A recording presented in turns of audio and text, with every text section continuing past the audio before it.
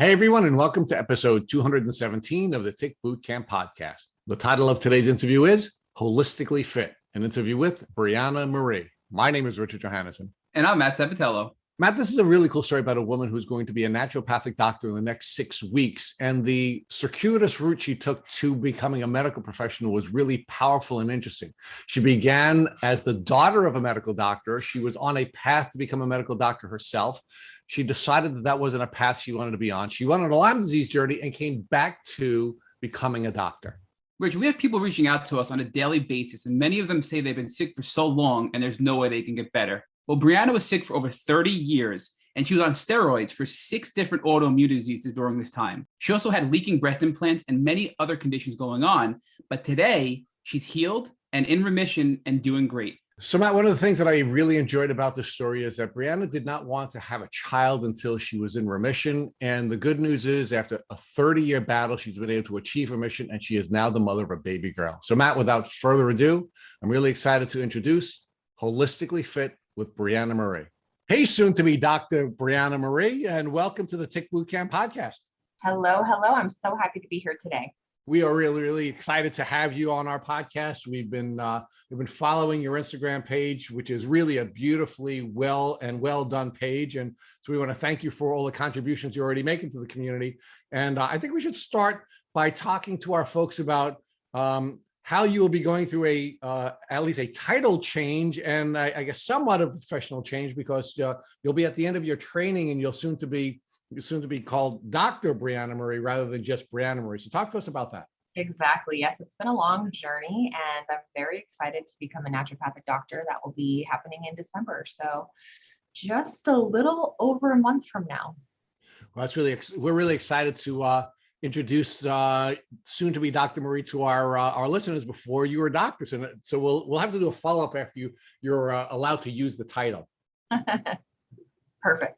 So Brianna, talk to us about first of all your background, where you're from, and what kinds of things did you do during your childhood to get yourself ready to become Dr. Brianna Marie? So, my childhood was very busy. We moved around a lot. I'm a Navy brat, so I was never in one place for very long.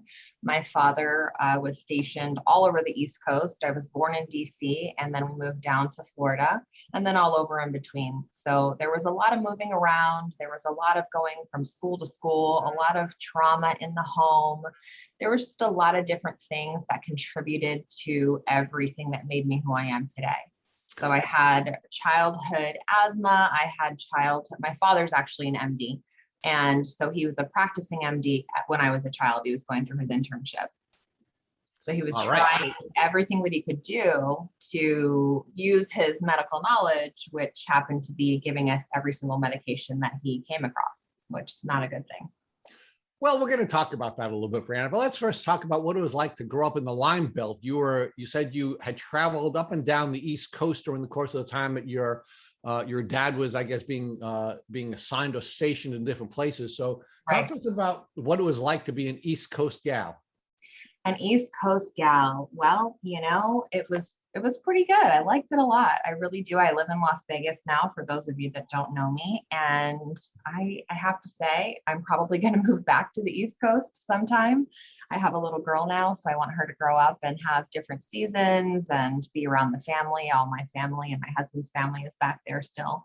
So it's something that I think we're going to go back to. But yeah, it was fun. It was fun going around, especially being in all the different coastal cities that we were in. We lived in Florida for a while. We were in North Carolina for a while. So those are pretty cool places. So why don't you talk to us a little bit about what the educational system was like in the various East Coast cities that you were living in? Do you think you received a good and solid educational foundation in these different schools that you attended? Back then I did. Now I have a completely different viewpoint on it, especially now that I have a child. But I do think that when I moved to Las Vegas, I was 13 when I came here. So I've been here for a long time. And I think that, I was really ahead. I was really ahead of the curve. Everything that I had learned on the East in all my different schooling was they were very behind when I came here, just to say it nicely. Okay, so now with the strong East Coast foundation that you had received, talk to us about the types of health classes and science classes you were taking as an East Coast kid. I was so young. It was something that I don't even really remember. But I know that my father really impressed upon us that it was so important, education and having good grades and all of these things. So I really didn't start to pay attention or really have everything absorb, I think, until I was in high school. That was here in Vegas. So Brianna, what was your vision for your future when you were a young child? Either while you were living on the East Coast or after you moved to Las Vegas, or is it Las Vegas or just Nevada? Generally? Las Vegas. Yeah, it's Las Vegas. So I had such a traumatic childhood. I honestly was looking from day to day. I was looking to the next day just to survive. So it was not something where I could think like, I want to be a doctor or a lawyer or whatever. I just wanted to survive. Okay. So now talk to us about what you knew about ticks and tick diseases first when you were living on the East Coast, and whether or not there was any information conveyed to you about ticks and tick diseases when you moved to Las Vegas. There was absolutely no information given to me. None of my doctors knew anything about it. And it's a pretty common theme even now. So you also were the child of a doctor. You said your dad was a medical doctor. Were there any conversations between you and your dad about ticks and tick diseases and the steps one might take to protect themselves from getting sick from tick vectors? No, not at all. I really honestly think that there's such a lack of information. And if he would have known, of course, we'd have had the conversation, but he just didn't know. So you never took any steps to protect yourself from ticks or tick diseases? No. So talk to us about when your symptoms began to present. And again, I'm asking you to look back. Obviously, at the time you didn't know what you were suffering from, but talk to us about when your tick disease symptoms first began to present.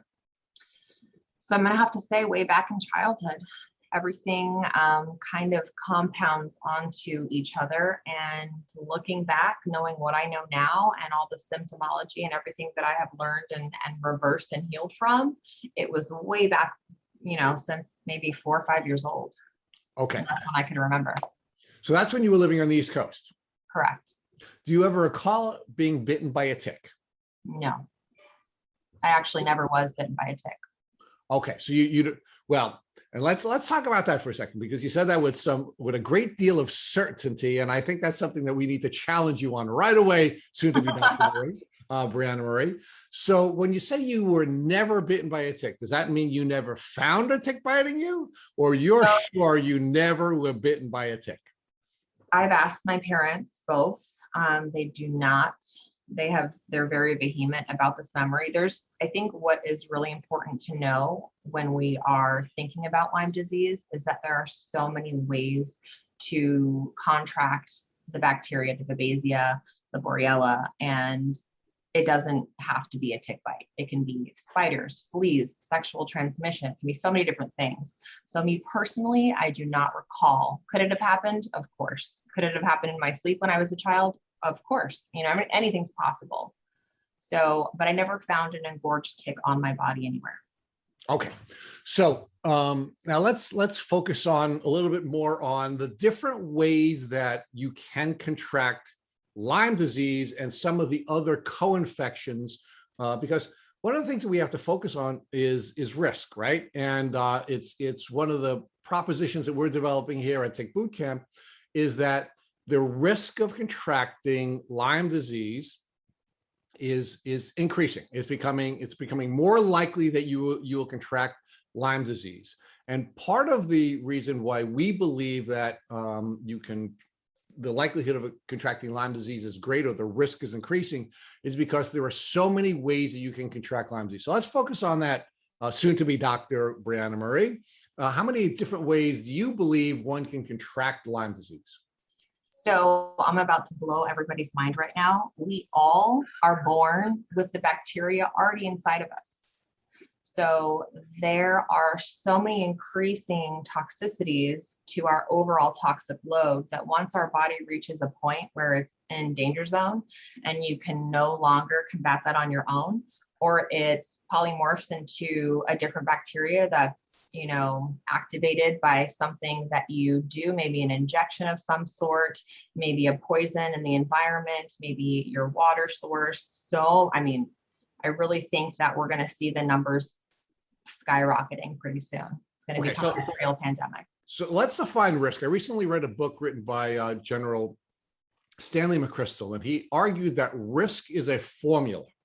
It is vulnerability on the times, it's vulnerability times, oh goodness, say I'm messing up the formula, but it'll come back to me in a minute, right?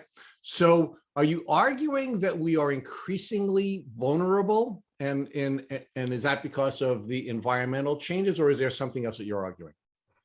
No, that's exactly what I'm saying. We are increasingly more vulnerable for things to be activated in our bodies and our systems because of the environment, because of everything that we're doing to our bodies, because of the way that we're living our lives. And, it's unfortunate. There's the information that's out there, but it's not readily available to us, and it's suppressed a lot of the time. So let's stay with that, Brianna. I'm sorry. It's threat times vulnerability equals risk, right? So let's talk about the threat piece of it first, and then we'll talk about the vulnerability piece of it second. So let's talk about the threat piece. So threat meaning the likelihood of us coming in contact with Lyme disease is increasing for a lot of different reasons, meaning the threat is increasing. So talk to us about the different ways that we are threatened with Lyme disease. There's so many different ways. I mean, any kind of bug bites, there's spiders, fleas. When I was living in Florida, I was bitten all the time by the little sand fleas that they have there on the beach. There's just so many instances where you don't realize, maybe you're sleeping at night and these little tiny spiders are biting you. We have bugs everywhere. Some are microscopic, some you notice. There's sexual transmission. So my husband's from Wisconsin. There's a ton of ticks there. I'm sure at one point, he was in contact with one. You can get it from your animals, from your beloved dogs and cats. So there's just, a plethora of ways. And the bacteria is in every different kind of species. So coming in contact with it is going to happen. And it's whether or not your body is at a point where it's weak enough to become susceptible to a severe reaction. All right, so pause there for a second, because I don't want to get to vulnerability yet. I want to talk about threats. So you're arguing that threat number one is that we can get it congenitally, right? So it's possibility it can be passed on from our mom to us, right? Correct. In Europe. Secondly, we can get Lyme disease through sexual transmission, meaning our partners can pass it on to us. And third, you're saying there are a number of different vectors, ticks being one of them, that can pass it on to us, right? So that's why the threats are increasing, right? Now, let's talk about the threats increasing for a minute, purely from the standpoint of, if more people have Lyme disease, then it's more likely that they'll be able to sexually transmit it to us, right? Because there's more likely we'll come in contact with it sexually, and we know that at least 500,000 people are being diagnosed with Lyme disease per year, right? Mm-hmm.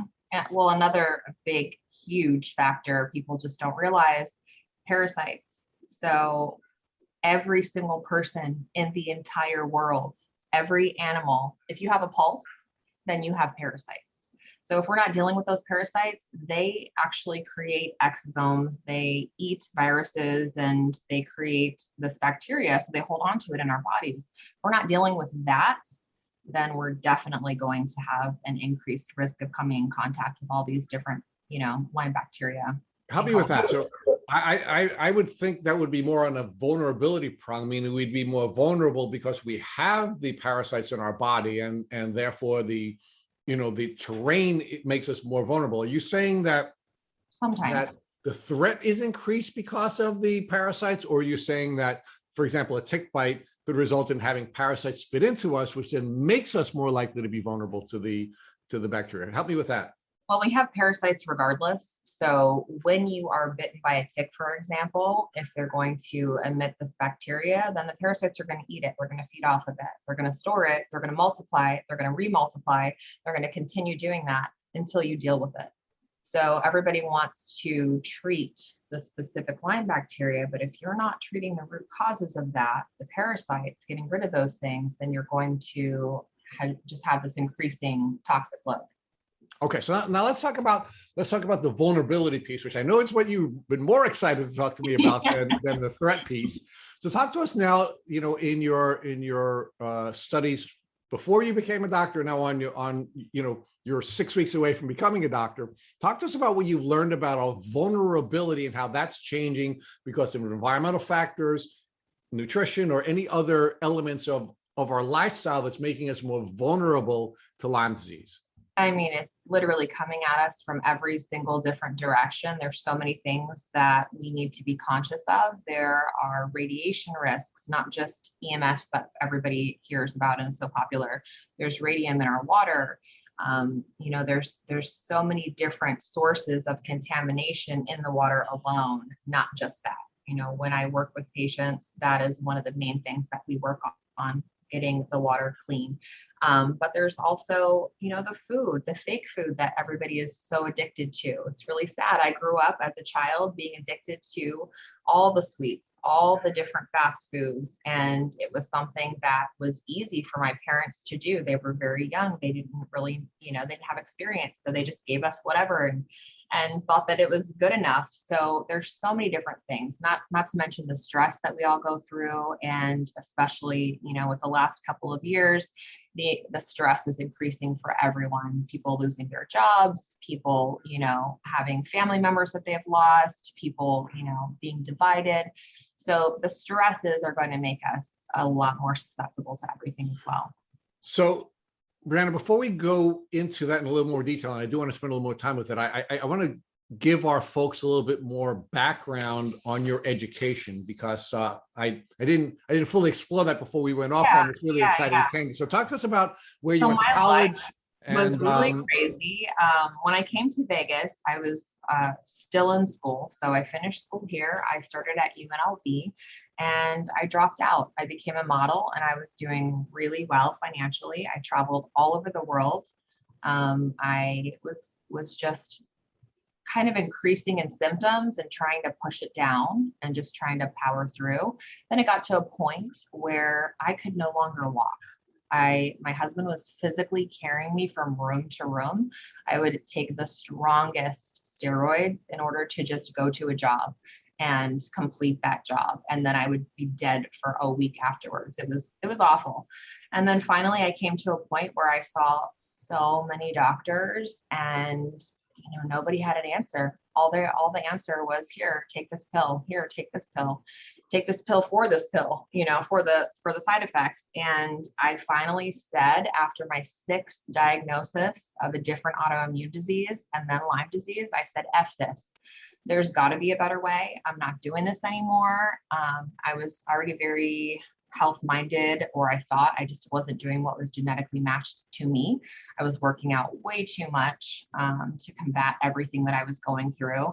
And I was eating healthfully, what I thought, but I was still eating a lot of inflammatory foods. So that's when I started my journey. I initially started out by becoming a holistic nutritionist and had a lot of success. I only was doing this to help myself. I had no plan on working with clients or patients. And because I had so much success with it, I said, you know what, I'm going to keep learning. I wanted to learn as much as I possibly could. And on that mission kind of blossomed. I had a lot of spiritual awakenings during that time. And I knew that I was really having messages from God telling me, you need to share what's going on with you, your experience, with all of the rest of the world, anybody that will listen. And so now I help other women. So it's just been really, full circle. It's something that is very near and dear to me because there was nobody along my journey to help me and to kind of guide me. And they didn't, I'm aging myself here, but there wasn't all of this social media interaction and information that was readily available when I was first learning about everything. All right, so let's unpack some of what you just shared with us. You said that you went from doctor to doctor and you received 6 different diagnoses. So in total, between the time that you first started suffering your symptoms and the time where you finally received your Lyme disease diagnosis, how many different doctors did you see? I can't even count, honestly. I spent tens of thousands of dollars. That's with insurance. So I don't even know. I saw every kind of doctor. I saw functional doctors. I saw MDs up the butt. I saw naturopathic doctors, holistic. I saw anybody that I saw shaman. I saw anybody that would listen to me and that said that they could help. You said you received 6 different diagnoses between the time that you first started seeing doctors and the time that you finally received your Lyme disease diagnosis. Now, were they misdiagnoses, or were they just diagnosing an element of your larger challenge? What was the challenge that you were seeing with getting a diagnosis? So it was actually not misdiagnosis. They were all autoimmune diseases that I was collecting because they had missed it so early on. Had they have found this when I was a child or even a teenager, when I started going to doctors saying, hey, I've got A, B, C, D, EFG symptoms. And, they're like, oh, here's a little antidepressant. Here's a little anti-anxiety pill. That didn't do anything but make everything worse. So they weren't misdiagnosed. They were, definitely just not getting to the root of the problem. Okay. So now you said that you were going to doctors from your childhood, and in many cases, they were giving you pills or some type of medication to manage the symptoms. Right. Now that you've been on your journey and you've learned what you've learned, do you believe that masking symptoms is a bad vehicle for practicing medicine because it's taking away from us our ability to read what our body is telling us about what is wrong with us? 100,000%. It is the absolute backwards way to do things. It doesn't make any kind of sense. Your body is throwing you red flags and it's telling you. It's so smart that it tells you when something's wrong. And if you're not listening and you're masking it and putting more poison into the body, into the system, then you're just really, really making it a lot worse and a lot harder on yourself in the long run. So let's talk about how that all built up in you to the point where you finally crashed and your husband had to carry you from room to room. And in order for you to go from one modeling job to another, you had to take weeks off in between different jobs. So talk about how, again, as the child of a doctor who was, I guess, treating you himself or referring you to other professionals in his, in his discipline, how were your symptoms what were your symptoms? How are they being evaluated by the doctors, and how are they being mistreated by masking the symptoms rather than getting to the root cause? So it started when I was really, really young. I was diagnosed with asthma, and this was after I received all of my injections as a baby. And you can see it in my baby book that my mother just brought me over. And of course, they didn't know, but it started to collect symptoms where I had severe allergies to everything. I could only eat certain foods. I was in debilitating pain. As a child, why are you in debilitating pain? I mean, I had joint pain. It didn't make any sense. I had word recall issues, and I would do very well in school, but it was more repetition for me. So I would study a lot, study and read, and everything kind of absorbed a little bit easier that way. But I was on super strong steroids for the asthma and allergies since I was 5 years old. And then that continued for 30 years of my life. And of course, they don't really tell you what's going to happen if you're taking these steroids for 30 years because they're asthma steroids. They're safe for you. They're okay. They even allow you to take them in pregnancy, which is just mind blowing. It's crazy. Okay.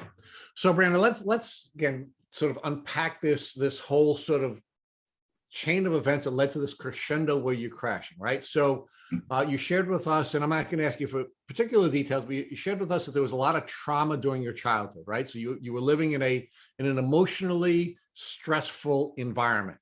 You were beginning to show the symptoms of Lyme disease, and you were not only being given medicines that would mask the symptoms so that you were not able to read your body, but you were actually living with immunosuppressant medications such as steroids, which are having the impact of suppressing your immune system. So you have Lyme symptoms. They sound like that classic Lyme disease symptoms. You're living in a high stress environment emotionally. You're taking steroids, which are suppressing your immune system. And how do you manage all of that for as long as you did before you finally had the crash? Honestly, Rich, like I told you, nothing's off limits. So by the grace of God, that's the only way that I was able to get through as long as I did before I crashed. There was a lot of physical and emotional abuse in the home, and I ended up running away. That's why I came to Las Vegas to live with my mother. My parents had divorced when I was like 7 years old. So we both, my sibling and I, we just, we had so much emotional trauma, so much physical trauma that impacts everything. That creates so much more dis-ease in your body, in your system. So you can't fight off that bacteria. So we were talking a little bit before we went through your educational background and both in nutrition and in medicine generally. We were talking about terrain a little bit, right?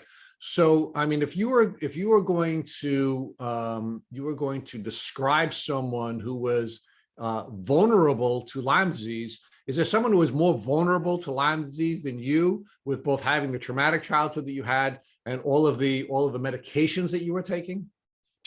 I would say, we have a bucket, right? Our body is a bucket, and we are continuously dumping these toxins, and we have little holes that allow us to kind of let some of that out and detox and let it go naturally. But when we reach that certain limit where the bucket is full and then it's overflowing, then we're really in trouble. So it's the people that have had all of their vaccines. I know it's so taboo to talk about, but everybody that's had their vaccines as a child, that contributes to your toxic load. Does it cause it? I don't think so, but it contributes to the toxic load. So pause there for a second. Talk to us about how vaccines add to our toxic load and make us more vulnerable to disease. There's so many different aspects to a vaccine. They're injecting, I don't know what you want me to say, if you want me to really just be as open and honest as possible, because Please. It's so taboo. Yes. But they're injecting aborted fetal cells. They're injecting live animal particles. There's so many particulates and adjuvants and heavy metals and just everything that's in them. Live viruses, dead viruses, so many things that we don't need. Okay. And so our bodies aren't naturally meant to handle that. Okay. Now you talked a little bit about food choices, and you said that your parents were feeding you, they were feeding you foods that were stressing your body. So talk to us about the types of foods you were eating and how those foods were stressing your body and suppressing your immune system, or maybe interrupting your immune system. Definitely. So I am Italian and Puerto Rican, and we have a lot of Italian food. So lots of pasta, lots of pizzas. And my father was becoming an MD when I was a young child. So he was really busy. My mother worked 2 jobs. They were basically just trying to get through. So they would just feed us whatever. If they had to go through a McDonald's drive-through, that's what they did. So we ate whatever, and, we kind of had to fend for ourselves sometimes. So whatever was there, we ate it. So it was basically fake food-like substances, very processed, very sugary. So a lot of that just contributes to our disease factors here, especially here in the US. So let's unpack that, Brianna. So what is the difference between somebody who is eating holistically and somebody who's eating processed food? I mean, they both have calories, and they both have nutritional value. What's the difference between somebody who is eating organically versus somebody who is eating McDonald's? Well, there's so many different levels to that.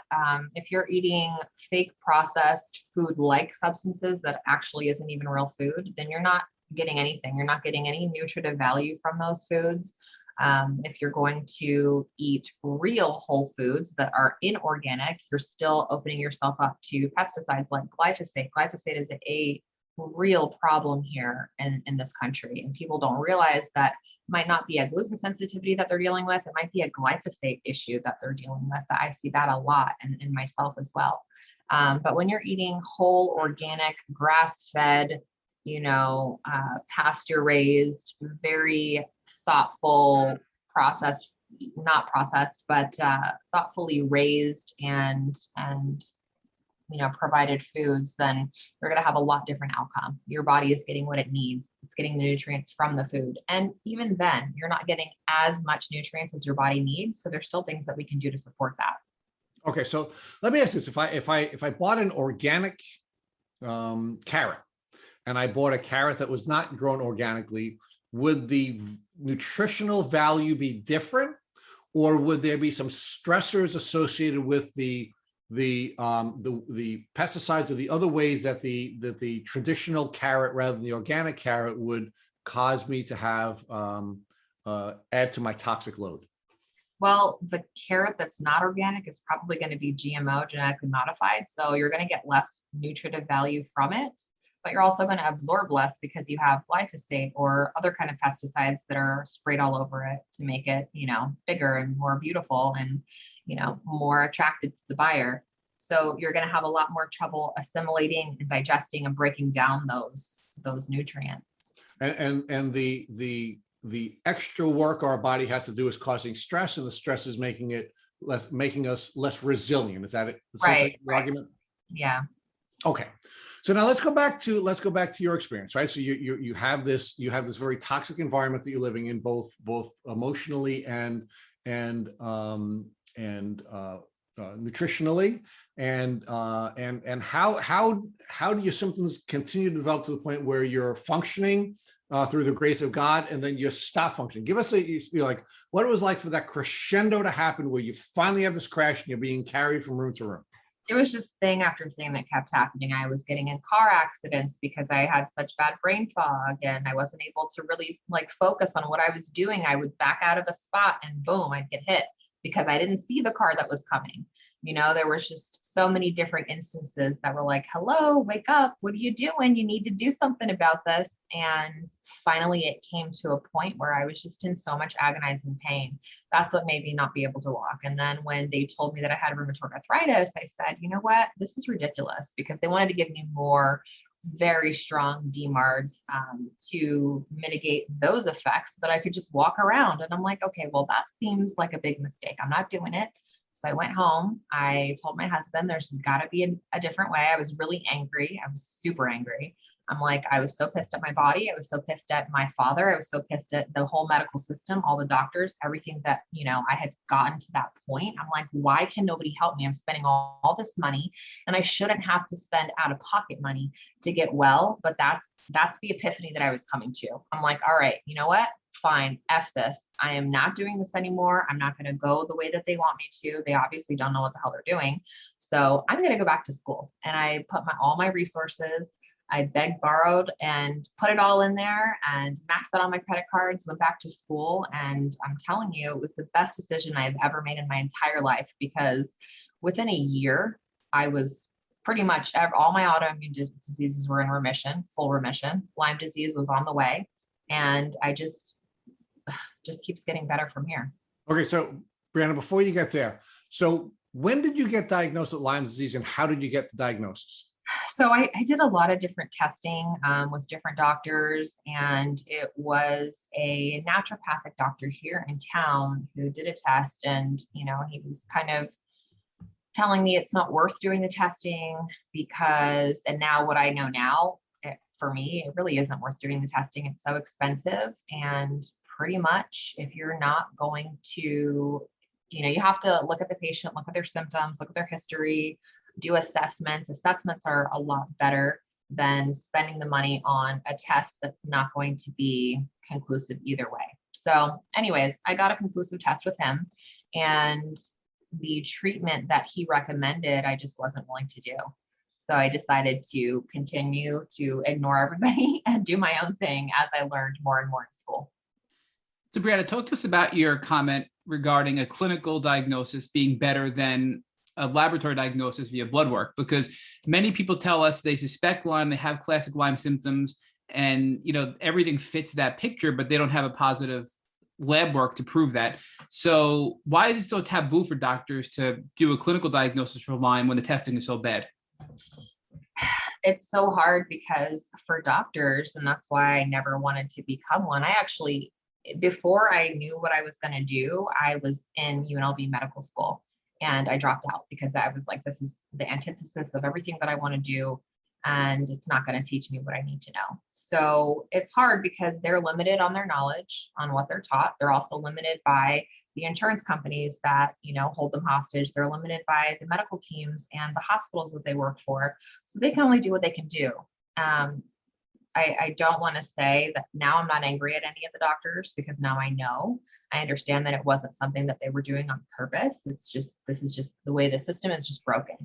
But I think for me, because there's so many false negatives and there's so much wrong with the way that we do testing and labs, and that's across the board for every kind of test that there is, it really doesn't make any sense. You have to do really in-depth assessments with each different person. And you have to know that every person in life has this bacteria that could potentially, be activated and cause some serious Lyme issues. So because Lyme is so prevalent, and really anybody can come down with Lyme disease or chronic Lyme disease, what advice would you give somebody who's listening who really believes they have Lyme, but can't get a doctor to listen to them because they can't get a positive test? That's tough because, financially going off of the entire medical system, the conventional medical system, it's hard, but I think that it's really important to start with the things that you can do and that you can control that are not going to be a massive hit to your wallet. You can eat whole, real foods, get off the processed crap. Don't do it anymore. But dealing with the parasites, that is going to be, one of the ways that you can start helping yourself. But be very careful. Don't just do these random parasite things that you see on TikTok. That is so sad when I have people coming to me and they're like, oh, I saw this on TikTok and this is what I did. And I drank a bunch of bentonite clay and now I'm really sick. Well, yeah, you're very sick, because that's not the way to do things. There's a systematic way to do things, making sure that your body's natural drainage pathways are open first before you even go to that next point. But getting rid of the parasites, knowing that you do have, these are the things that people were telling me and I didn't want to listen to when I was starting. I'm like, no, I don't have parasites. Are you kidding me? So I did 5 stool tests and they were all negative. I didn't have anything. But what you don't realize is there's 2,000 plus species of parasites that create and hold on to Lyme bacteria. So the tests only test for maybe 10 to 15 at the most. How are you going? There's no accuracy. There's no way to really know. It's something where we really need to just be aware of all the different levels of how we need to start peeling that onion layer. So Brianna, let's talk about that a little bit more, because so many people in the Lyme community are now thinking about parasites as being a reason why they're not getting better from Lyme disease. And you mentioned that tests aren't accurate for parasites, and then they only look at 15 species, and there's over 2,000 that can harbor or really make Lyme be worse in a patient. So from your perspective, is a test alone an adequate way to explore parasites? And if not, how do you know if you really have parasites that are keeping you sick?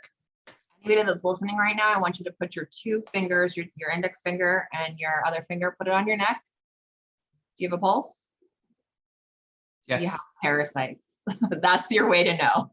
That's the easiest, cheapest, most efficient way to know. Everybody has parasites. So doing testing, when I first started seeing patients a few years ago, I did a lot of testing, lots, because I was like, oh my God, this is the way, I'm going to find all the parasites for all the people. We're going to heal, blah, blah, blah. That's not the most accurate way. I think you really need to do assessments, really in-depth assessments, go by their symptoms, physical character traits. There's a lot of different ways that you can know physically, just by looking at somebody that they have parasites going on, or by their symptomology. If you're not going to the bathroom regularly, if you are really exhausted, if you have restless sleep, if you're waking up in the middle of the night multiple times, if you have brain fog, if you have depression, anxiety, the list goes on and on. Acne, skin, any kind of psoriasis or eczema or any of those things. Those are all indications. So as far as the symptoms are concerned, I know a lot of symptoms overlap with Lyme disease for parasites as well. So what symptoms can people be aware of that are listening that maybe stand out a little bit more differently than Lyme symptoms, so they can try to identify if they're really being impacted by parasites from a symptomology standpoint? So, it's really difficult because they do all overlap, even the neurological symptoms that we, often deal with, because we can have parasites on our brain. People think that, oh, parasites are only in your GI system. They're not. They, migrate all over the body, and we have parasites in our lungs. I had a big issue with that. I had asthma as a child. I had a lot of sinus issues. There was one point in my journey where I was pulling parasites out of my nose. It was pretty disgusting, but that's what it took to get rid of these things and to actually heal. So the idea that everything is separate is just not the case. It's all interconnected.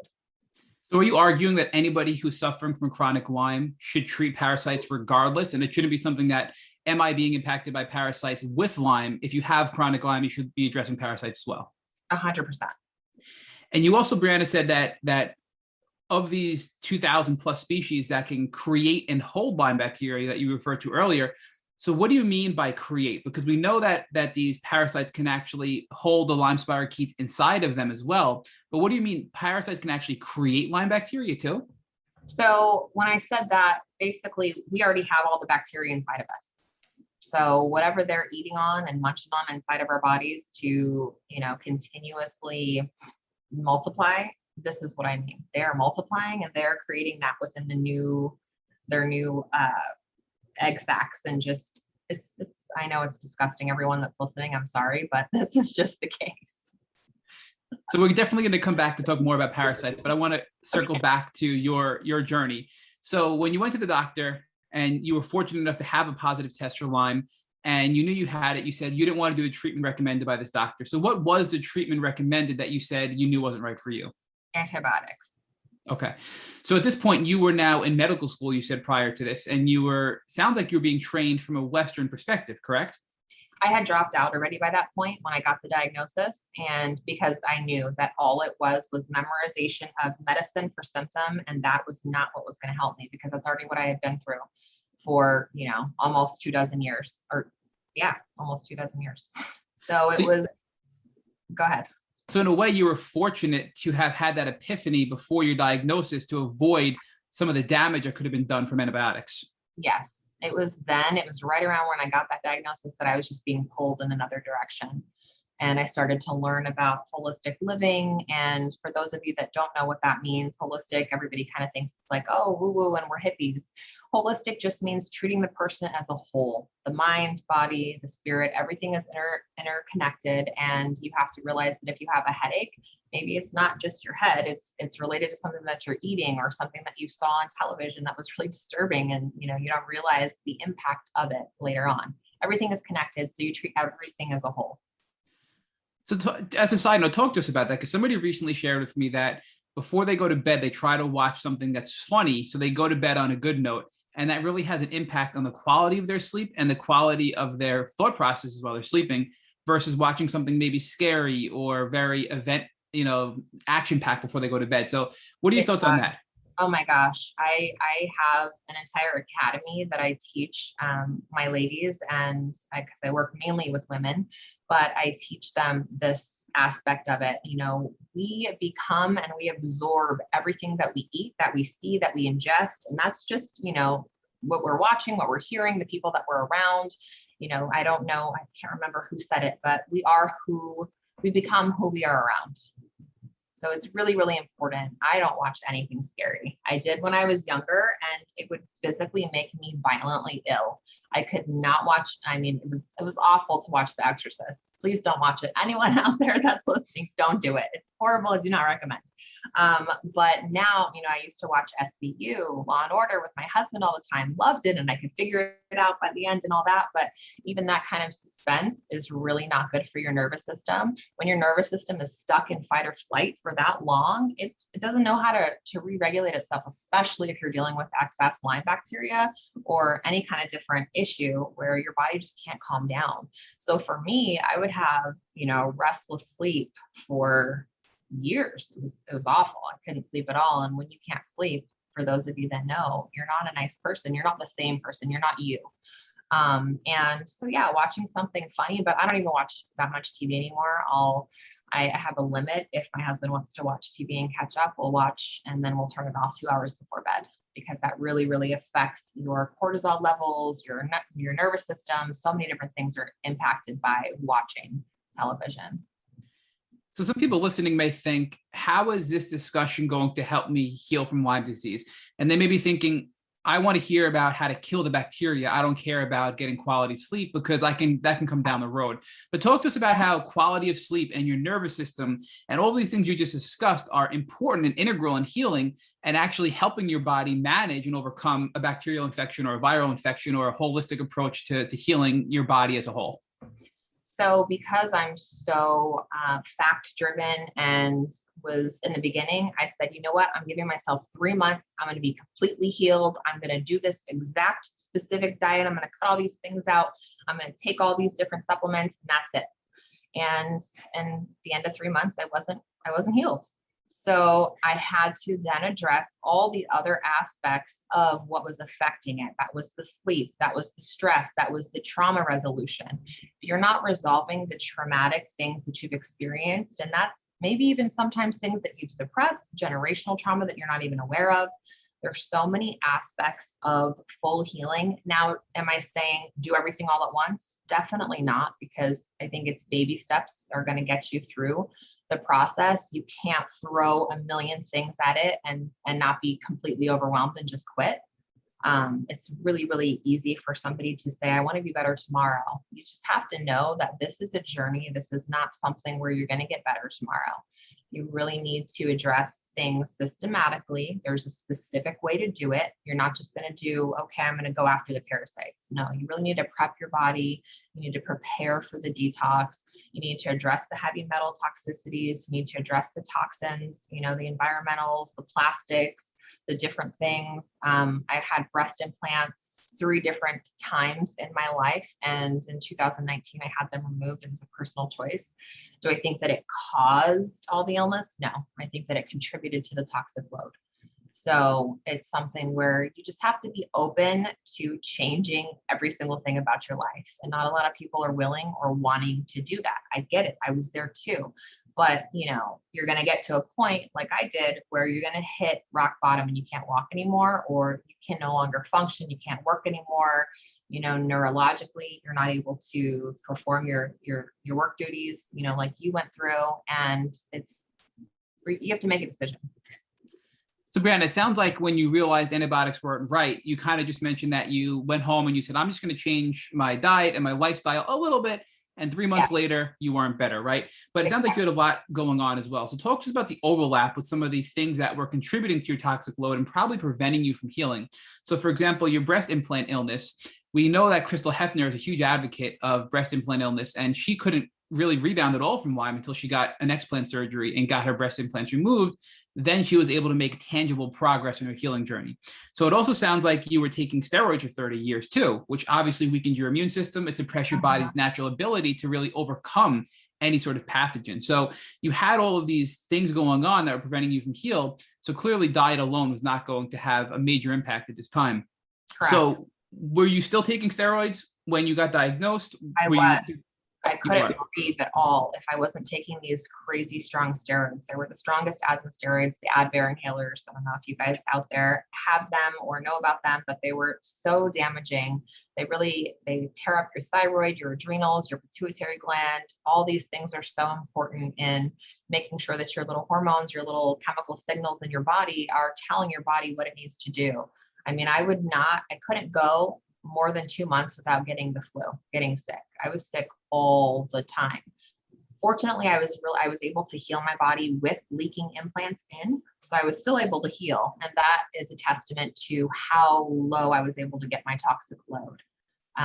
So when people are out there and they're like, well, I'm not going to give this up or that up, I let them know I'm going to meet you where you're at. And you have to remove some things. For me, removing gluten, dairy, soy, and grains was like a no-brainer. I don't care. It really honestly doesn't bother me, but my husband chooses not to do that. But he doesn't do other things. He has a very low stress. He has no trauma in his life. There's all these different things that are going to raise your toxic load. So yeah, dealing with the trauma, being a model was fantastic. However, it was very stressful. I managed a modeling agency. So it was so stressful. Imagine having 50 different wives that you have to deal with every single day. No, thank you. Not a fun job. Okay. And then you want to help everybody and you want to do the best for them and see them make the best decisions, but you can't. You can lead a horse to water. So it was very stressful for me. So me realizing that I needed to just completely get out of that entire, that entire career. And that was what it took. And some people don't want to do that. They want to remain in their high stress jobs because they're making great money. And you have to realize that your health is worth more. And then the money comes anyway. So Brianna, give us now chronologically a little more detail about the things you did. We've talked at a high level about all these things, but when you weren't better after 3 months of changing your diet, what specific changes did you make then? Is that when you decided you weren't going to model anymore? And what kind of lifestyle changes did you take even beyond the fact of diet at that time? So I, really decided that I was going to do more schooling. That was what I knew that I had to do in order to learn what I needed to do to heal. And in that process, I started to switch out everything in my home that was really toxic. I decided to get rid of all my pots and pans. I decided to get rid of all my cleaning products. I decided to do natural phthalate, paraben free makeup and just make big changes like that were really impactful. I changed my entire water system. At first it was filtered. And now that I know more about water and the actual health of alive real water, I recommend distilling it and structuring it. There's a big difference. So there's so many big changes. I changed the entire air system in my home so that I could remove all the VOCs. You can't remove them all, but really just lessen the impacts. Got rid of mold in my home. So many things that contribute. So it was doing all of those things. And then I started to address the trauma. When I started to address the trauma, that is when everything kind of shifted in a major, major way. And I was like, holy shit, I am wow, I can live my life. I can run marathons if I want to. I really don't want to. That's not my thing. But, I'm back to lifting really heavy and doing all the different activities that I do. And I decided that my body was in a healed enough state for me to go ahead and have a baby. That's what I did. I had never planned on having one because I had so much toxicity in my body. And I'm like, it's not fair to another living being that I'm going to create into this toxic environment. So I decided to get pregnant last year and had a beautiful little girl. Congratulations. Thank you. So I just want to make an observation. So clearly you're telling us right now that if you have chronic Lyme disease, and we kind of have explored this a lot with other guests, but you're giving us a really clear picture to define this. You're not just sick with Borrelia burgdorferi. You're not just sick with one pathogen. It is so much more when you become chronically ill from Lyme disease. And it's not just treating that single pathogen. It's literally addressing all of these components in your life, resulting in a high toxicity lifestyle. And as you start to address them individually and treat a wide variety of pathogens, that's how you're going to get better, as you're telling us. Correct. Yeah. And as I'm doing that and dealing with the trauma, I really dove deep into the detoxing. So detoxification is a fancy made up word, but really just addressing those pathogens and lowering that toxicity level within myself. So doing that, supporting my healing through that journey. And then you have to be consistent with it. After I had the baby, I decided, okay, I got to do it again, because having a baby changes your entire internal system. And for a lot of women, that's what sets it off. That's what, makes somebody become really ill afterwards when they're postpartum and all their hormones are all over the place, and, their guts are impaired and their adrenals are shot, and so many different things that just cause the Lyme bacteria to go crazy. So Brianna, we had a guest tell us, and I want to come back to a lot of the stuff we talked about with detoxing and water and trauma, but we had a guest tell us that after she had her child, she was flooded with I guess, endorphins and chemicals because she was breastfeeding. And it's when she stopped breastfeeding is when she crashed. So would you agree that it's sort of like a false sense of almost health after having a child? And then over time, your hormones will decrease and then you realize how sick you really are and have a crash? Or do you think it's different than that? I think every person is different, but, when you're pregnant, your body goes into protective mode. So, my husband had COVID during my pregnancy. I never got sick. I was totally fine. I also do a lot more to maintain my health than he does, but, and he never gets sick. So it was really crazy. And I knew for sure that I was going to get really sick, but I didn't, because I really maintained that level of health. So after the pregnancy, I definitely experienced the hormone fluctuations, but I didn't crash because I had already supported myself and already had that healing. But most women don't realize that their guts are so impaired and that they have all this going on. So yeah, it's pretty common afterwards to have all of this kind of be activated. But you didn't crash because you had a strong foundation from all the work you've done previously. Right, so right. I think other people that aren't doing the foundational work that you have done prior to your pregnancy, if they are experiencing underlying issues, they can have a crash because their hormones will dip and then they're going to realize how sick they are, it sounds like. Right. Not just the hormones, but just everything else that goes into it. I mean, your body completely metamorphosizes into a whole different, you're shape shifting into making a human. So everything changes, so many different things. We don't realize it. And especially in this culture, we're expected to just snap right back and be right back into the same, position that we were in before we had the baby. And that doesn't happen. So talk to us a little bit more about water, because we've had so many people tell us that drinking tap water, for example, is so bad when you're trying to recover from chronic Lyme disease. We've had other people tell us that filtered water is okay. We've had other people tell us that filtered water is not good and we should be using distilled water, like you told us. And then we've had other people tell us that distilled water is really bad for parasites because it can cause a flare-up of parasite kill-off and cause an extreme, I guess, Herx or die-off effect from these parasites. So where do you land with the water scenario? And what is your recommendation to our listeners to drink the best type of water, which we all have to do on a daily basis to keep their health in check? So when you're switching from filtered to distilled, yes, you will experience a Herx, because what happens is you're no longer getting say it's like a chemical overload that you're getting from your other water. You're no longer getting that. So it's going to come out of you and you may have it, but it shouldn't last very long, maybe a couple months. Most people don't want to wait that long, but you should be working with a practitioner that can help you through that so that the Herx is a lot less. And there's so many ways to mitigate those effects and make it very, very, easy to get through versus having extreme reactions. That's never something that I want. Because I'm like a balls to the wall type of a person, I wanted to get better and I wanted that to be it. And I have done everything very aggressively for myself. And now I know that that's not the way to do things. So I guide my patients in a lot more gentle way. And so we're supported the entire way. Do they have Herx? Yes, everybody does, especially if you're doing it correctly. But you're supported and you don't have that crazy reaction and die off. But also structuring your water is pretty important. So making sure that for those of you that don't know, when you are restructuring, look up Dr. Emoto. His water experiments were phenomenal, so beautiful. Basically, when you take water and you speak to it really poorly, tell it things like, I hate you, you're disgusting, whatever, it becomes really tarnished and ugly and just, almost discolored.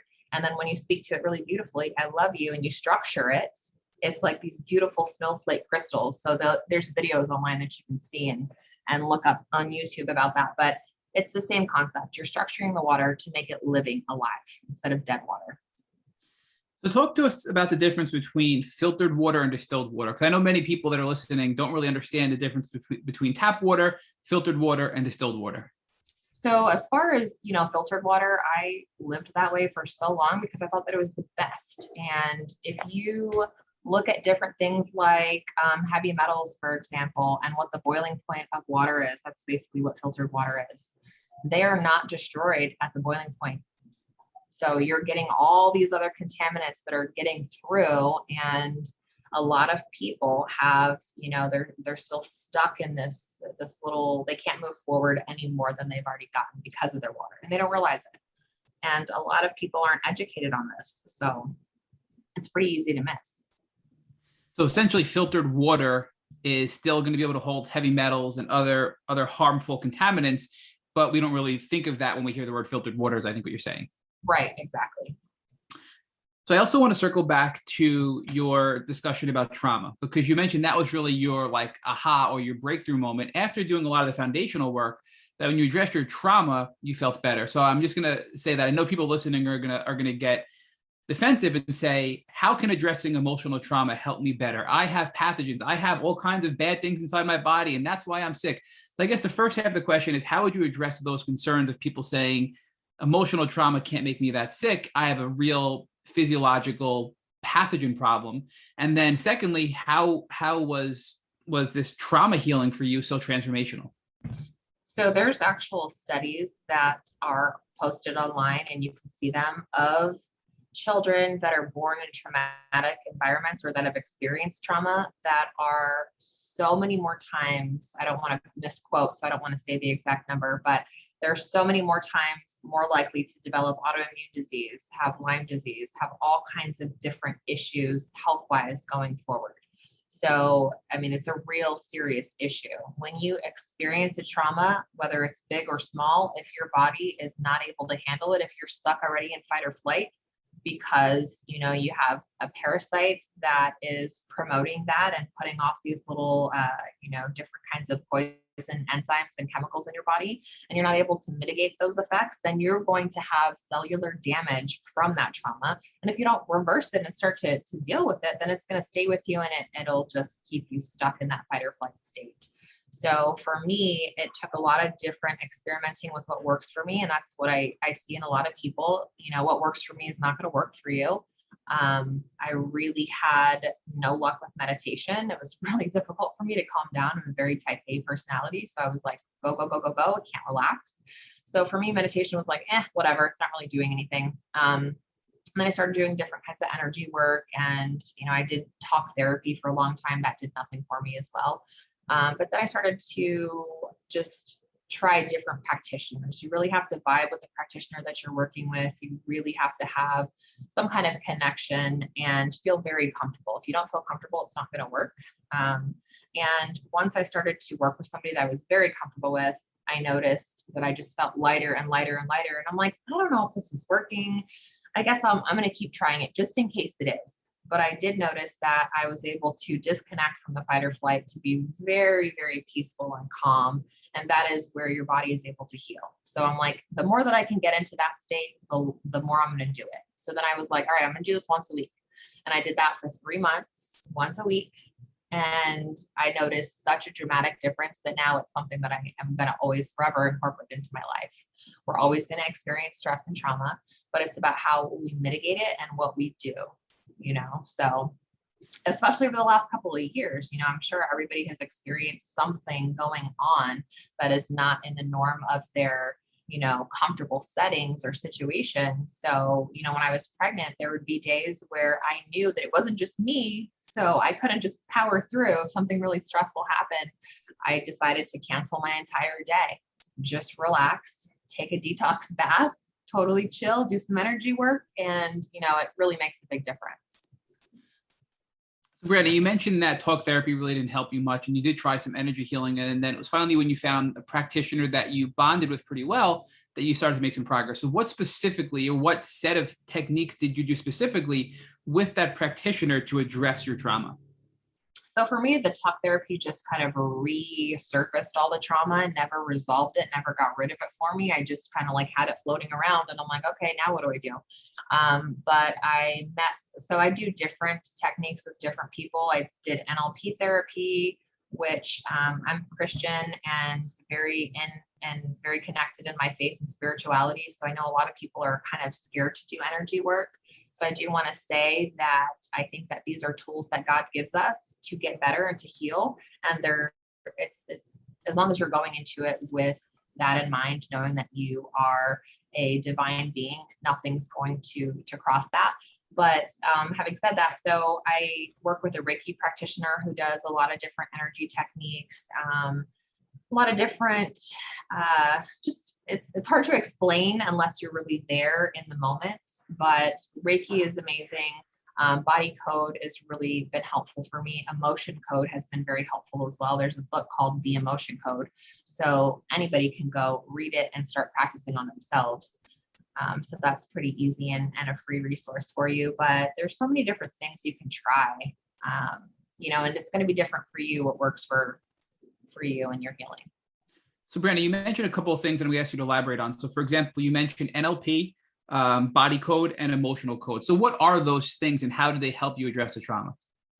So NLP, neuro-linguistic programming, is kind of like, for me, that's what they call hypnosis. So everybody knows who Tony Robbins is, and that's how he started.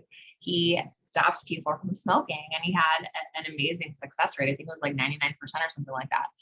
And that is just by reprogramming those negative thoughts that you have in your mind. And for me, what I specifically saw this practitioner for was the negative thoughts. My brain was trained to go right to the negative and always focus in on those negative things. So if you can retrain your brain and say, that's not even right, I don't even know why I'm believing that thought, it's just a thought, and just get rid of it.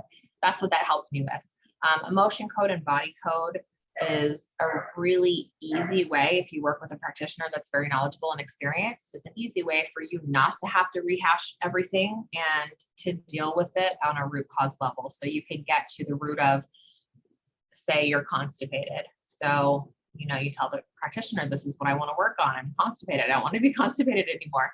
Then they will find a specific place in the body where that is stored, why it's happening, and they'll release it. So again, I just want to emphasize the fact that these were all integral for your healing journey because they contribute to your body remaining sick, is what you were saying earlier, correct? Correct. Yes.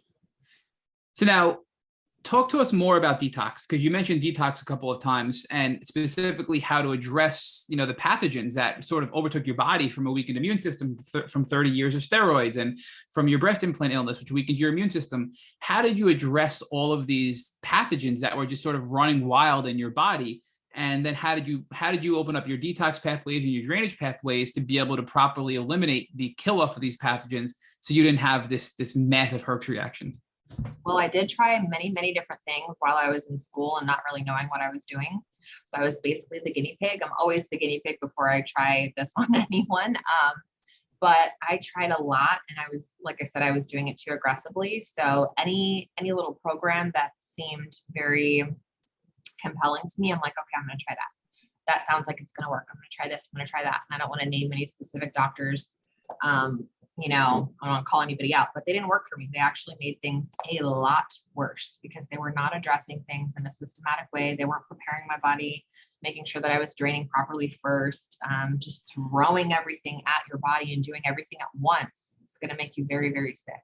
Brianna, I'm sorry to interrupt you, but can you give us, you don't have to give us specific doctors, but can you give us some examples of things that you did that you now feel were wrong, so our listeners don't make those same mistakes? So, were there any specific therapies you tried that you feel were wrong, or any combination of therapies, or even doing something without proper detox? A specific example of a mistake you made that our listeners can avoid by learning from your experience. Yeah, so I did a specific liver protocol because I thought, okay, well, this is great. Sounds perfect. I need to detox my liver first. No, it was really a bad idea. It was way too much for my body to handle, especially because my liver bile ducts were closed and not making any bile. And I didn't realize this because I didn't know about it. And that person doesn't inform because they're just doing like a class module thing where they have 100 people doing one thing, and that's not going to work for everybody, especially those that are chronically ill. I also did a million different parasite cleanses and didn't have much success because I would start killing some parasites, yes, but if you're not mopping up all the stuff afterwards and really focusing on making sure that you're getting all of that out of your body, not reabsorbing everything, then what's the point? You're just going to continue getting worse. So let's talk a little bit about parasites, or more about parasites, because it seems to be sort of the fad right now in the Lyme community. Everybody wants to address parasites. And I think a lot of people are going about it in the wrong way. And there are some people who are finding some really good practitioners and making some great progress with their journey after making some mistakes as well with regard to parasites. But I think the primary focus on parasites is GI related parasites, right? People want to be able to see a parasite in their stool. They want to be able to see the progress and know they're making some, tangible improvements regarding parasites. But you had mentioned you can have microscopic parasites in your brain. You mentioned that you can have parasites in your nose, and you literally have them coming out of your nose. So talk to us about why it's not just GI parasites and how you can have them, throughout many, many different organ systems of your body. Correct. Yeah, you can have them systemically all over your body and every organ system. So there's nothing that is really, the problem is when you're doing a parasite cleanse, you may kill them off. But like I said, if you are not going after everything together, and what that means is you need to get rid of what the parasites are feeding off of. So if you're not also getting rid of the heavy metals and the Lyme bacteria and all of those things, then they're going to keep coming back. So you really have to address things systematically. So from a parasite standpoint, do you treat GI parasites differently than, let's say, brain parasites than, let's say, lung parasites? Or is it going to be a common protocol for all of the above? No, there's definitely common protocols, but they're curated to each person depending on what they're dealing with. Somebody like myself who dealt with a lot of, respiratory and sinus issues, I definitely did that differently than what I did with my husband, who had no symptoms, none at all. But, because you sexually transmit these parasites back and forth, I said, you're doing it. That's it. I don't care what you say, you're doing it. And so it was a lot different, my protocol for him. So a lot of people that we've talked to have mentioned they've grown up with childhood asthma and it progressed when they got sick. So talk to us about how you believe parasites, or at least your illness in general, contributed to your asthma and how you were able to overcome that and make some progress there. Well, there's specific parasites that we know and that have been studied extensively, strongyloides, that are really creating a lot of respiratory issues, a lot of food intolerance issues, a lot of dairy issues specifically. So, those are going to be causing really big problems. There are stealth parasites, so they can shapeshift and change, and they hide when you're doing these anti-parasitic protocols. So they can actually hide in different places, and, very commonly with Lyme bacteria, the spirochetes can change shape and they can go into your synovial fluid in your joints and really hide out, so that you're not really addressing it and you keep getting worse and worse. So you have to do a full entire body detox. You cannot just treat the parasites. You cannot just treat the Lyme bacteria.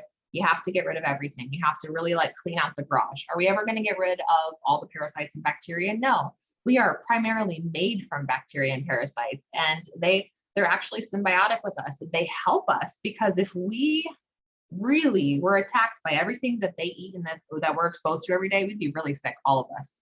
So they do help us in a sense. So you can't get rid of all of them. But what I like to tell my patients is that we're like cleaning out your garage. And then what do you feel when your garage is cleaned out? You feel so much better. You walk in there, you're like, hell yeah, this is great. So, it's really something where you have to know you're not going to get rid of every single parasite or every single Lyme bug, but you can do quite a bit by just really addressing everything.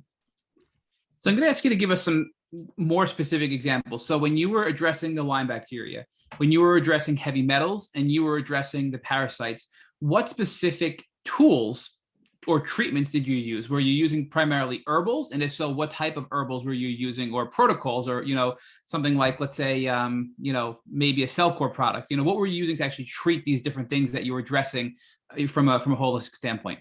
Yeah, so I am a Cellcore practitioner, and I do work and use a lot of their products. They have a lot of great herbal tinctures and a lot of different things that help to open your drainage pathways and really, really help to target specific bugs. But I also do infrared sauna. And this is something that I continue doing because we're continuously exposed, and this is something that you have to continue, not as aggressively and not as often.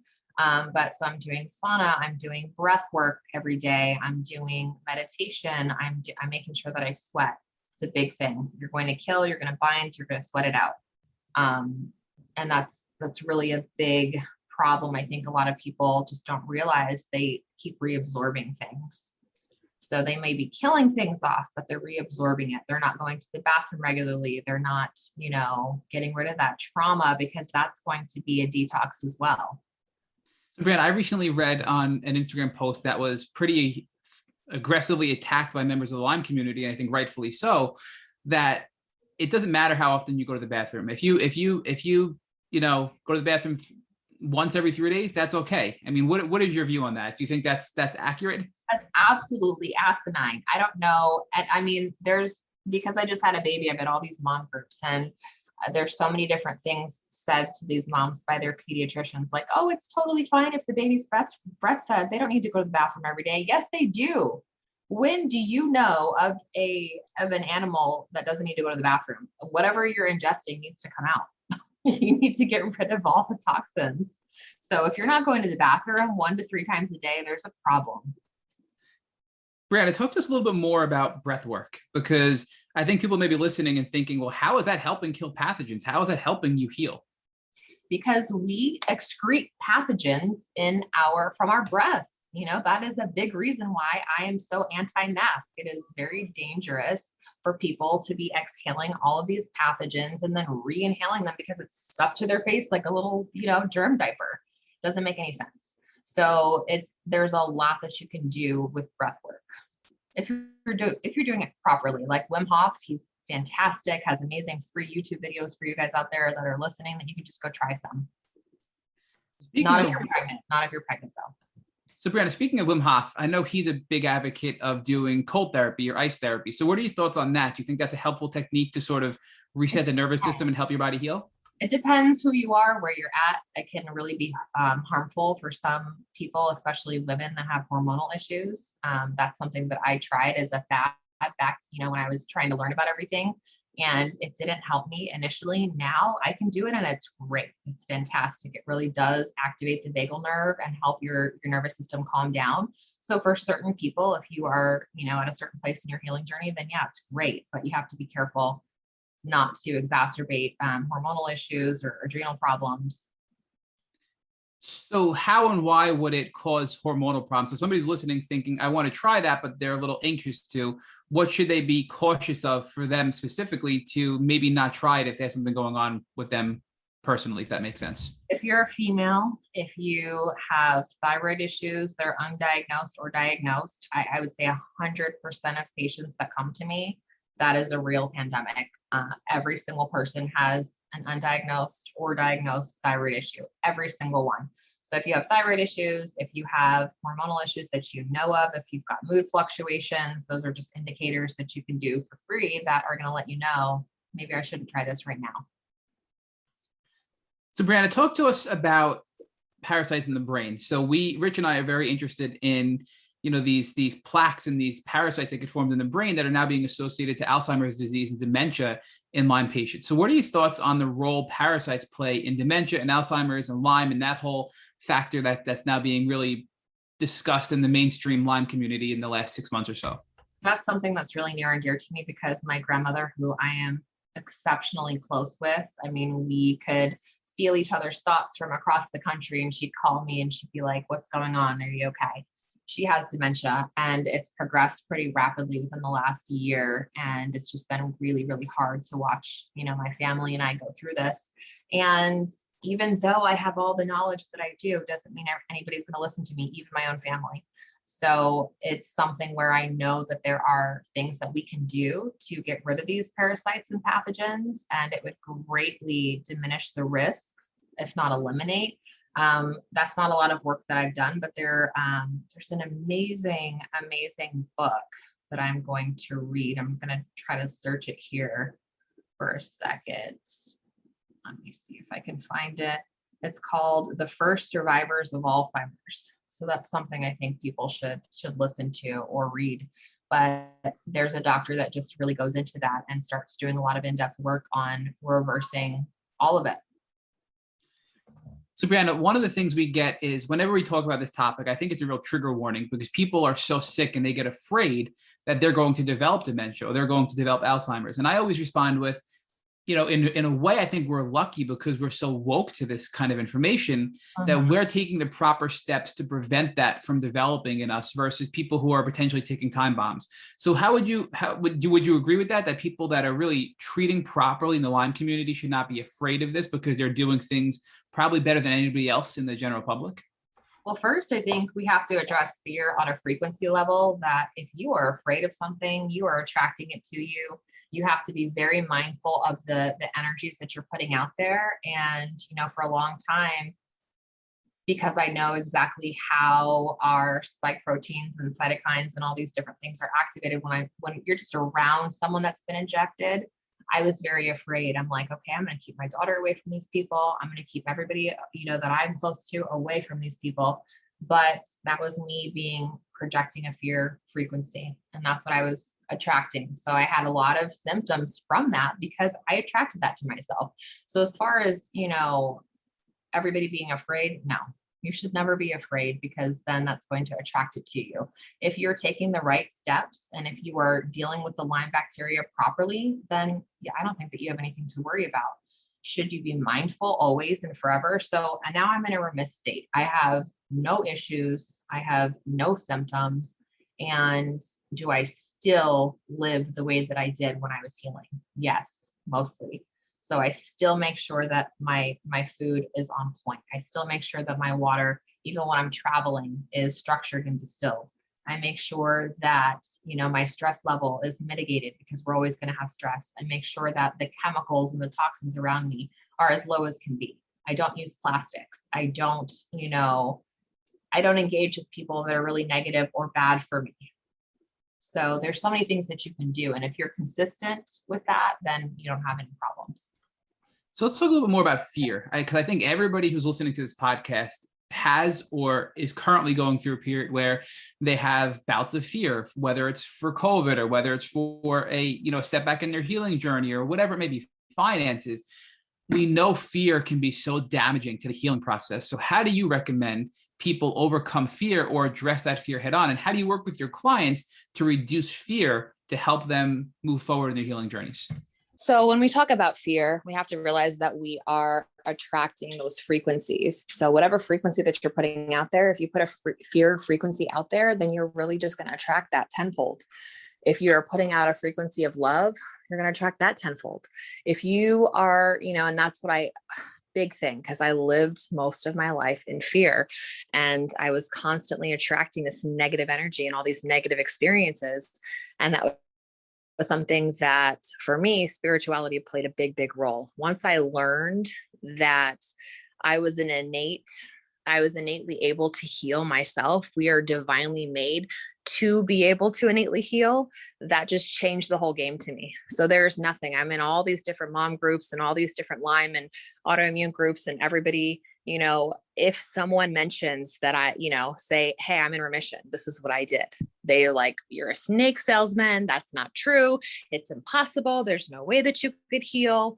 But there really is. Anything is possible. If you believe it, if you feel it, if you change those belief systems in your mind, if you really connect to whatever spirituality that you want to connect to, for me, it's Christianity.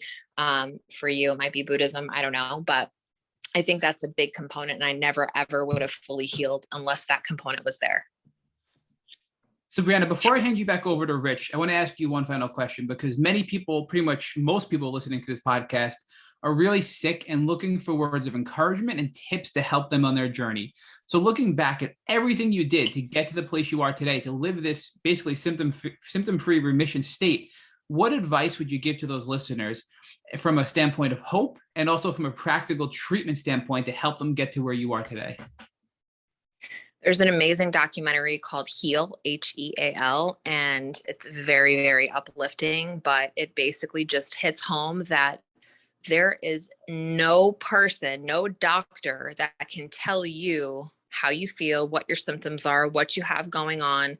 You are the one that is in control of your outcome. You are the one that will dictate your future. So if you decide today that, no, I'm going to do whatever it takes to heal, that is what's going to happen. You are going to heal, just like I did when I said enough is enough. F this. I'm not listening to anybody else. I'm going to listen to my body.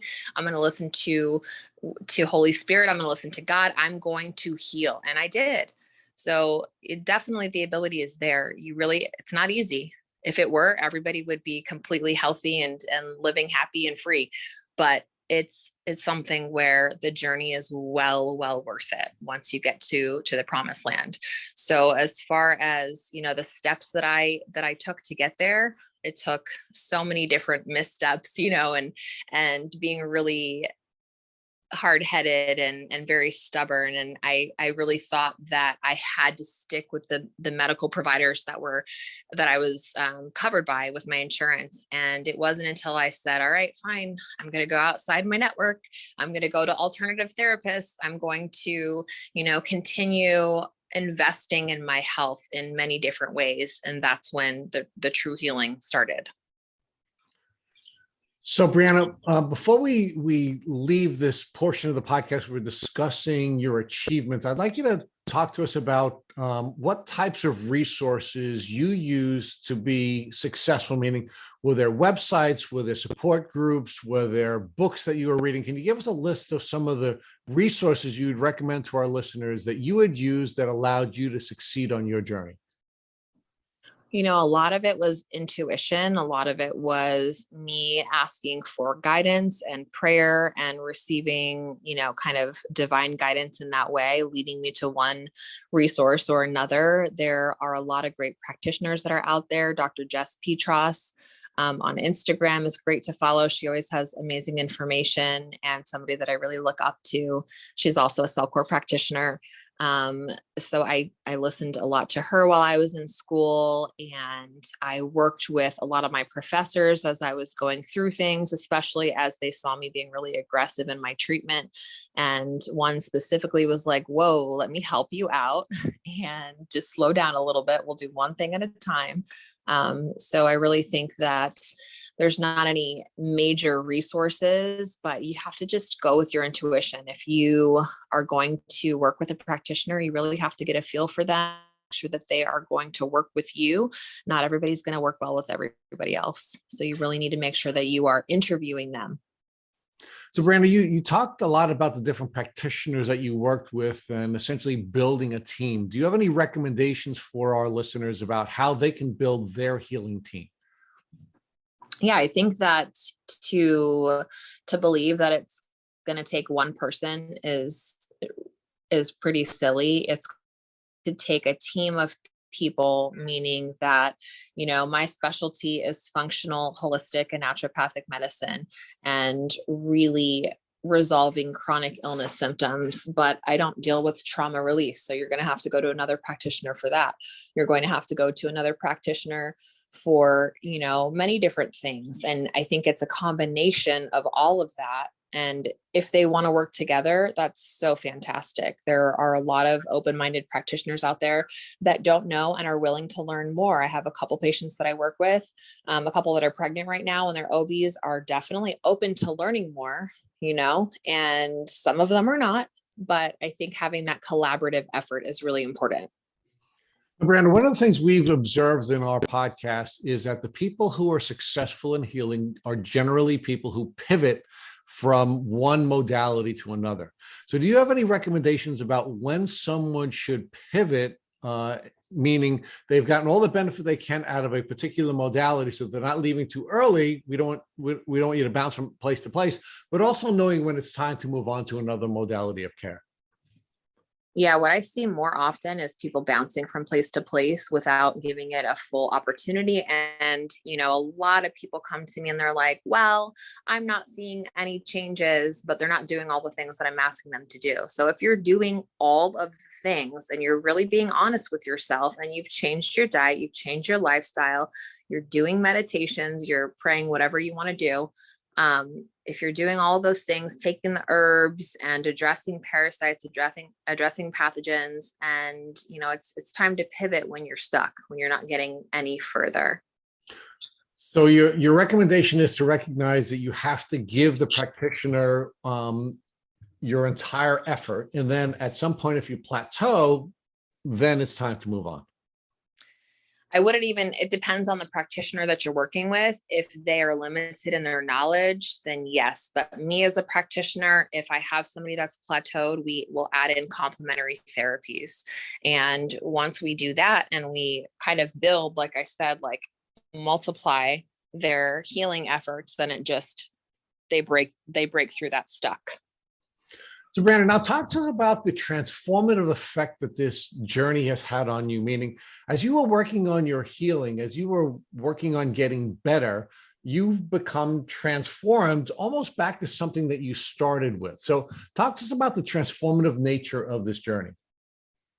So I would say that it was definitely a transformation into something that I didn't start with. It's something so much better than I could have even imagined, because the person that I was before was like a shell of what I am now.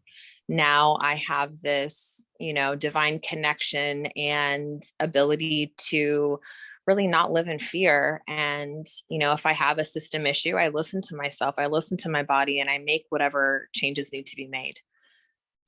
So talk to us about how first you were transformed educationally, because you went from being somebody who was in a traditional educational setting, and you left that setting, but you knew you had to come back to education in order to be able to heal yourself, and then, of course, bring that to other people. So talk to us about how you bounced from being in a traditional educational setting, leaving that setting, and then coming back to that setting, and how it was your journey with Lyme disease that brought you back. I just knew that I had to learn, but I didn't know where that was going to lead me. So for me, it was just experience. I met a few different people that were in the professions that I'm going into now, or that I'm in already. And it was that, and just kind of being divinely guided to that way.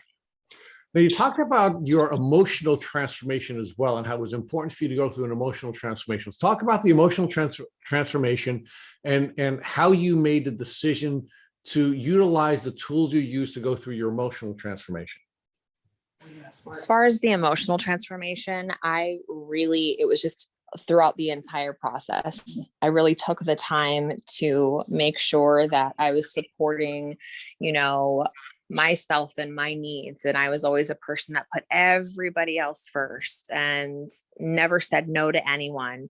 And emotionally, that's really damaging to yourself. You really have to put yourself first, especially when you're going through this healing process. So that was a big aspect of it. Now, were you putting everyone else before you because you were in fight or flight and you were fawning? Is that what was happening? Pretty much. I mean, it was like you get a little bit of a high when you help somebody and you feel really good for a minute, but then it takes so much energy out of you and you're just completely drained. So it's not something that you can keep up consistently. So now talk to us about your spiritual transformation, because you said you grew up as the child of an atheist and you ultimately went through a conversion and became a Christian. So how did that happen, and why was that an important part of your healing journey?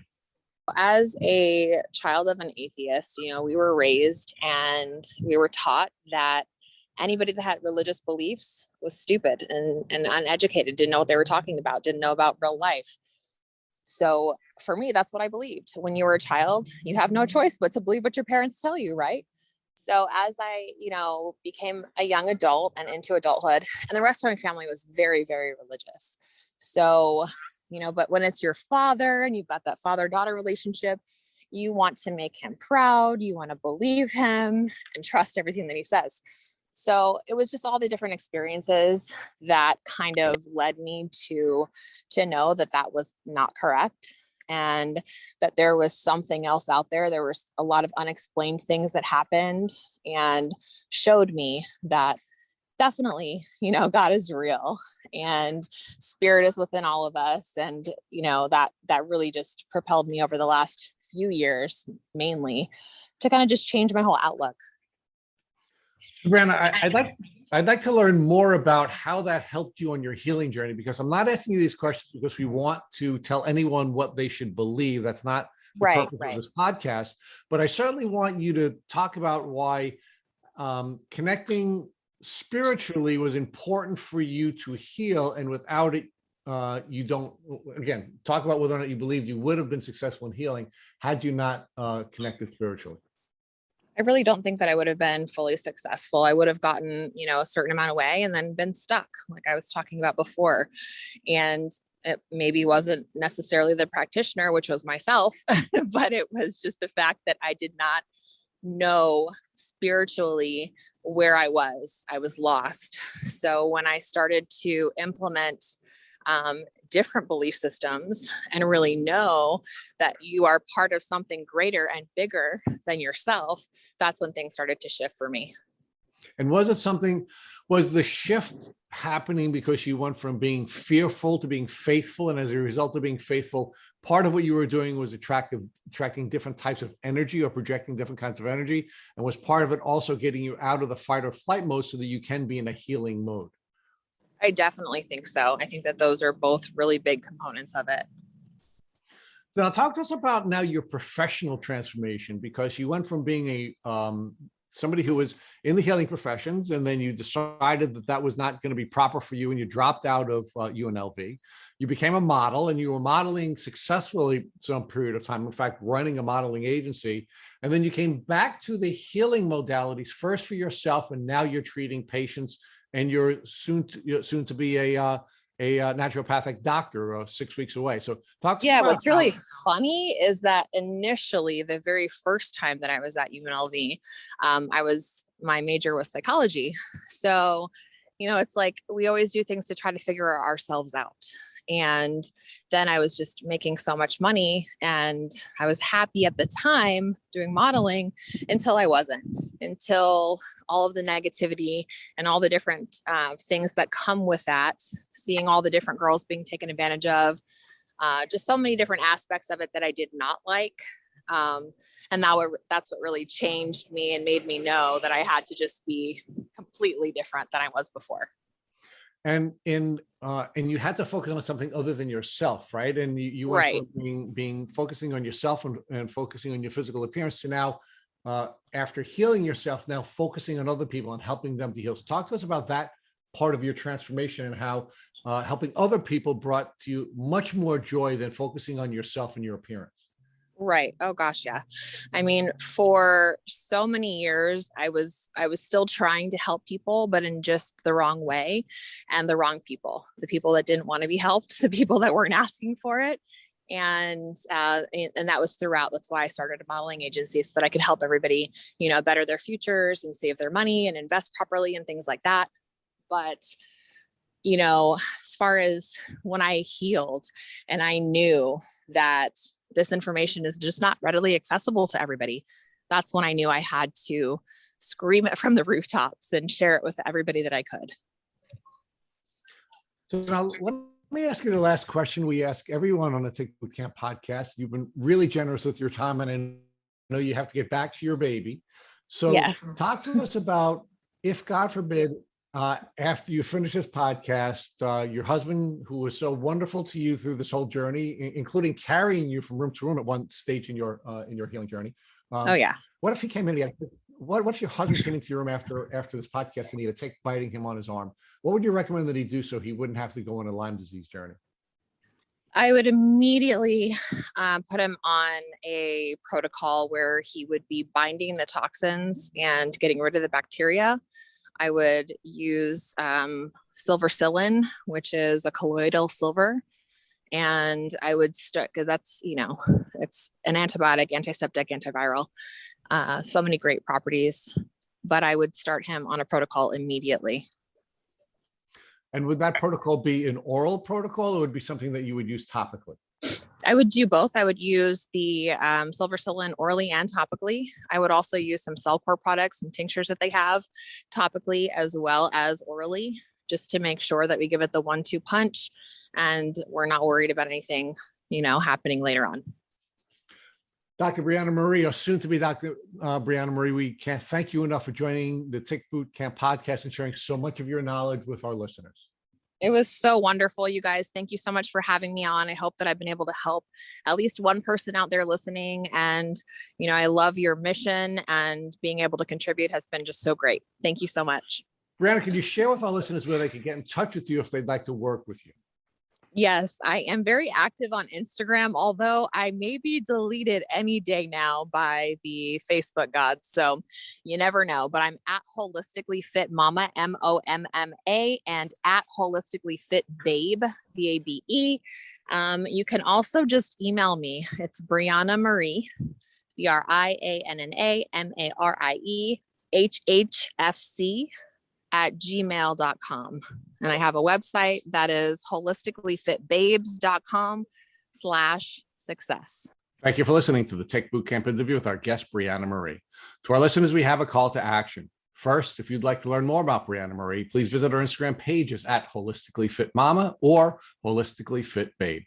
Second, if you enjoyed this episode of the Tick Bootcamp podcast, please share with your friends by using the social media buttons you see at the bottom of our post. Third, Tick Bootcamp has created a Tick Bite blueprint that has been inspired by the information that has been provided to us by past podcast guests. We urge you to visit our website at www.tickbootcamp.com to view the blueprint. Please note we would appreciate any improvements or any input you would like to share with us. Fourth, don't forget to subscribe to this podcast on Apple Podcasts, Google Podcasts, or Spotify to get our automatic episode updates of our Tick Bootcamp podcast. And finally, we thank you, our community, for your comments on our past podcast episodes. Please take a minute to leave us an honest review on Apple Podcasts, on Instagram, or on our website. We make it a point to read every single one of the reviews we get. Thank you, as always, for listening.